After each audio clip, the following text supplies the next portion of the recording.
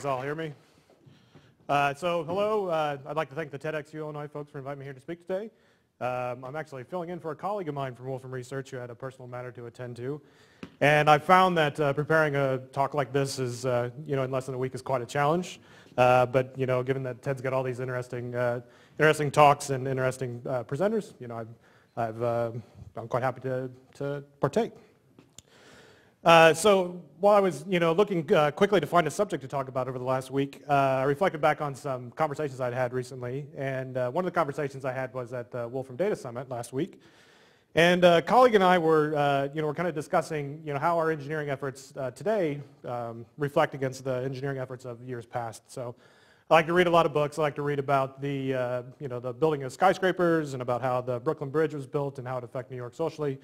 About how the railroad was built, and joined the U.S. from east to west, and how it affected us as a great nation. And so, like I said, our colleague and I were, trying to decide whether we were living up to the legacy set forth by the engineers that preceded us. So at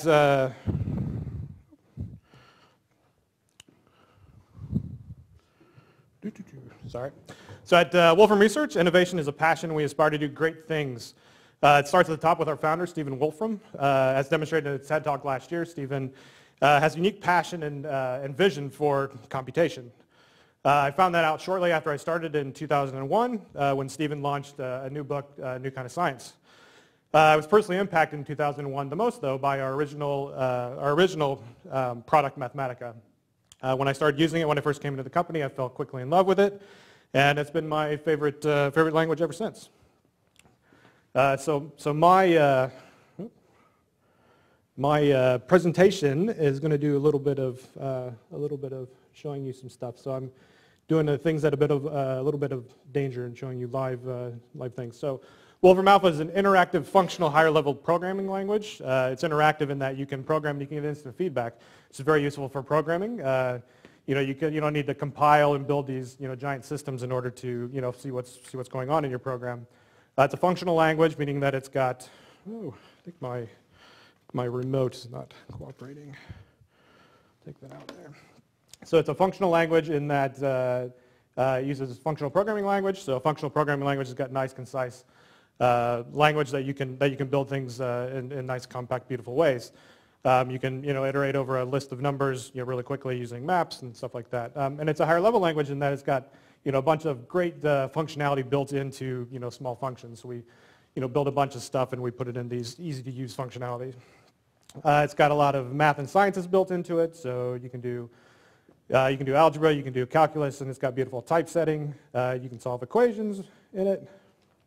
You can plot functions. You can even build functions. You can even build interfaces to interact with the functions, very easily in just one line of code. You can build, 3D interfaces to, explore different concepts, and it's got, vast amount of statistical knowledge built into it as well. It's got chemistry data, and it's got all kinds of fun stuff like image processing as well. So you can, you can take pictures and then. So let's see if this. Use my camera, take a nice picture of me, and you can use it in interesting ways to feed into the functions of Mathematica. So you can even do it recursively in the functional language. Now, a couple years ago, we decided that it would be very useful to bring data into Mathematica as well, and so we started building feeds directly into Mathematica. So we got financial feeds that come directly into it, and they feed directly into our visualization functions. We've got weather data, we've got country data, which is features like GDPs and populations and such like that, and we can use all this data to feed directly into our nice interface builders, and it ended up being a very nice success. So you can build basically one of the great things about it is that you can build fantastic things in a short amount of code. So you can build something like this in just this amount of code. So you can see it's a great tool for exploring and prototyping, and it was a crucial tool for us to build bigger and better things. So when we first brought in the data into Mathematica, we began to see that computing data is a critical innovation to our future. So we set off using all the computation, visualization, and algorithms of Mathematica to make all the world's data computable. And then after a few short years, we ended up having our new product called Wolfram Alpha. So now many of you guys are familiar with search engines. Everybody uses search engines, kind of every day. And Wolfram Alpha is actually compared to search engines quite often. We're not sure that that's exactly, correct, but what a search engine does is you can put in a query, and when you get a result back from a search engine, you get a list of links, and inside of those links you can click on you can click on the link and go find the information that you're looking for. You can click on Wikipedia, go find the information, and dive in and find it. So the difference between a search engine and Wolfram Alpha is, as Greg said, it's a computational knowledge engine. So what we mean by that is we take all the algorithms and data and computation that's offered by Mathematica, and we look to answer the question directly. So here I'll show you some examples. So, for instance, like in Wolfram Alpha, you would ask, when is Thanksgiving? And it'll tell you that it's Thursday, November 24th. So it just tells you directly. You don't need to go find it and such. You can ask it things like, what's the U.S. population? And it'll tell you. But not only just tells you, it also gives you information kind of surrounding it. So you can see, a time series chart of the U.S. population as it's grown, for the last hundreds of years. You can look for more specific information. So you can, ask for, the U.S. population when you were born. You can, compare the U.S. population versus, other countries. And, and it just gives you all this thing. So, it just gives you the information, directly. You don't have to go, kind of sorting through all the stuff. It's got all kinds of data in it. It's got, financial data. So you can look up, information about stocks. And you can see, nice charts on the price history. You can see, projections and such, and you can use it to compare stocks. So one thing that's kind of interesting about this query is that what I did was I put in MSFT as the stock ticker for Microsoft, and then I put Apple, which is the actual name of the company. As you see down here, the ticker is a little bit different. Wolfram Alpha's got a natural language parser that we use to detect what the user is actually trying to answer. So there's a lot of parts that are kind of interchangeable. Like on a search engine, generally it's going to be looking for text on a page, when it goes out and tries to answer a question. Wolfram Alpha actually tries to understand and interchange different parts of the query with with things that kind of make sense. So there's you can answer questions as as an actual question that you might ask a person. What is there? Let's say. What is the temperature of New York's in New York City? And it'll answer it. But you can also ask it in ways that you might ask a search engine. So you might say, the temp of Big Apple, for instance, and it'll go out and answer it because it knows that the Big Apple is New York City, and it knows that temp. You probably are looking for the temperature of it. So yeah, and it's got all kinds of different data. It's got and results. So it's got you can look up things about say mountains. You can look up Mount St. Helen. Kind of gives you a map of where it's at. What the elevation looks like. You can do things like ask it about food data. So you can ask it what's the calories in a banana. And it'll give you that directly. Now, one of the more interesting things that it does and that's used on kind of a daily basis, especially when school's in session, is that you can ask it math questions. So we're very good at math. We've got lots of math and scientists that work at the company, and we've got a long history of working with them. And students use Wolfram Alpha quite often to do their homework. And it'll give you the answer of say an integral, but it'll also show you how to do it. It also looks at kind of where you're at when it tries to answer your questions. So you might ask it what the sky chart is when you're outside. You can look and see is that big bright shiny star over there, is that Venus or is it the North Star or what is it? And you can use sky charts to do things like that. You can also look up things like where is the International Space Station right now? and it'll tell you. So there's all kinds of great cool things. I think this one's kind of cool. So planes in the air, over Chicago. So a lot of this data, just comes in, from open source, open source methods like was described by John. And we take all this data, we curate it, we make it into a computable form, and then we use it, for the website for everybody to come and use. Oh, I misspelled planes. Not that sort, yeah. Let's see. There we go. I gotta fix it for you guys. It's got this. It's got this very cool, kind of sky map too. So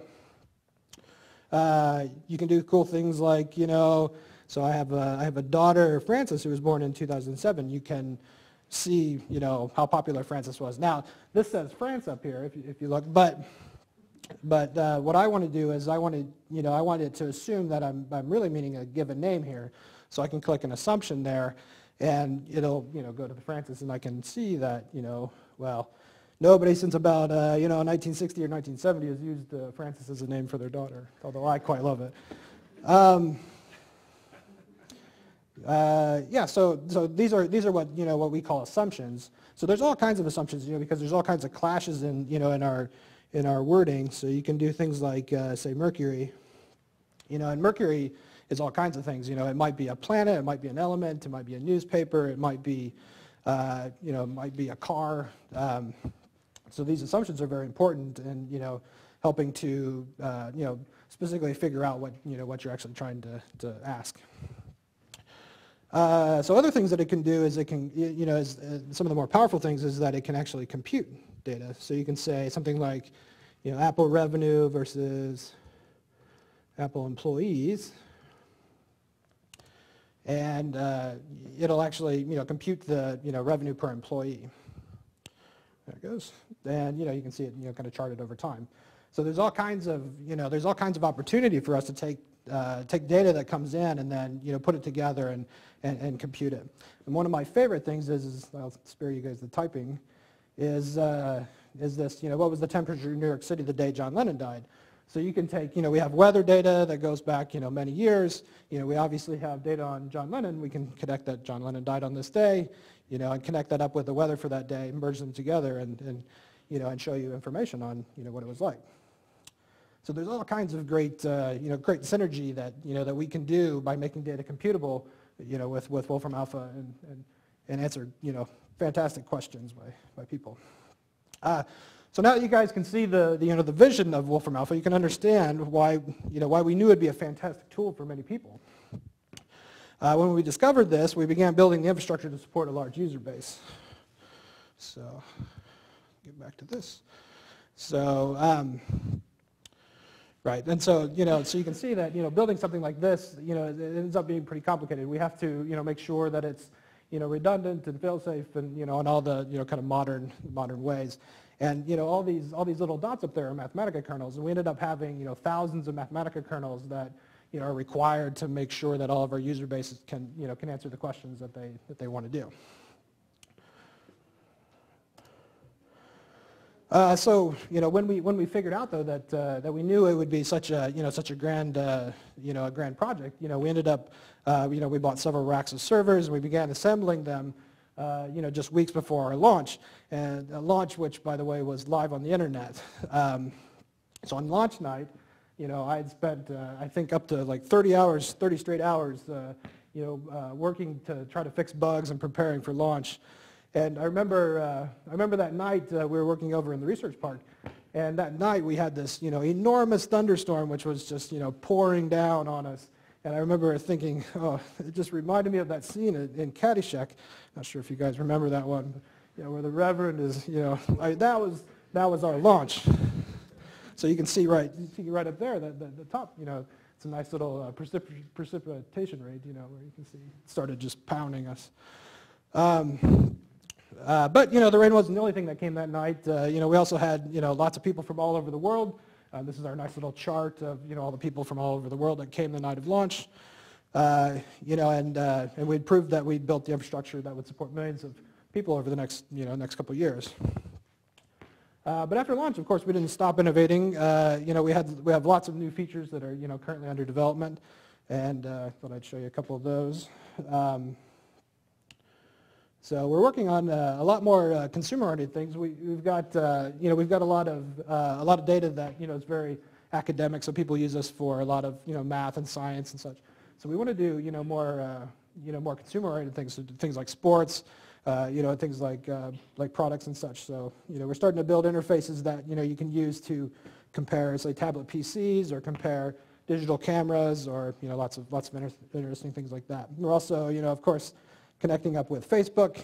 Facebook is an important tool in our society nowadays, and you can do some very interesting things in Facebook. So you can look and see where your friends are located in the world. You can see different what your different friends network looks like, or you can even see statistics about your friends. How many are married, how many are single, et cetera, et cetera. So all kinds of great things that you can do there. We're also looking to make the interface a lot more interactive. So let's see if this guy works. This is this is the danger of live demos, right? That worked. So you can use this directly in the web browser and interact with some of the functions that you're working with. And we're also working on a lot of projects to help Wolfram Alpha interact with many different websites out in the world. And so we've got partnerships with Bing, for instance, and we'd like to make sure that there's a nice experience when people integrate Wolfram Alpha with different products. So, all right. So I bring up the question again. Are we living up to the legacy set forth by the engineers that preceded us? Well, I won't offer any conclusions about that, but I think it's good to continually evaluate ourselves, and I think it's great to find new innovations, and I'm happy that our innovations have helped millions of people in education and further innovations. And I have to say, if there's one picture that sort of sums up all the hard work and the results that we've at least that I've done, it's that guy right there. All right, thank you.